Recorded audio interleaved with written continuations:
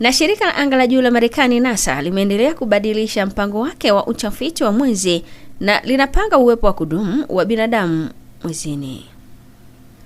Akizungumza mjini Washington, msimamizi wa NASA Jared Isamakama amesema kuwa muda unayoyoma katika ushindani huo wa madola wenye nguvu na mafanikio ya kushinda au kushindwa kwa mbio hizo kutapimwa katika kipindi cha miezi na sio miaka.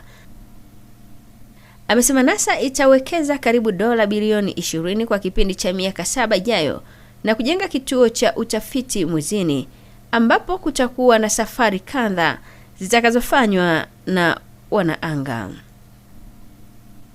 NASA ilitangaza mbinu za ujenzi wa kituo hicho kwa awamu, ikisimamisha kwa muda kituo cha anga za juu cha Gateway kinachozunguka mwezi katika muundo wake wa sasa na kuelekeza malengo yake kwa miundombinu inawezesha shughuli endelevu kwenye uso wa mwezi. Kituo cha utafiti cha Gateway kilikuwa kimepangwa pamoja na shirika la anga za juu la Ulaya na kilikusudiwa kuwa kituo cha matumizi ya misheni za wanadamu kwenda mwezini na kwa misheni za kwenda sayareni, ikiwemo sayari nyekundu au Mars. Na huu ni mwisho wa dondoo za habari. Nikutakia usikivu mwema vipindi vinavyoendelea. Jina langu ni Caroline Johnson.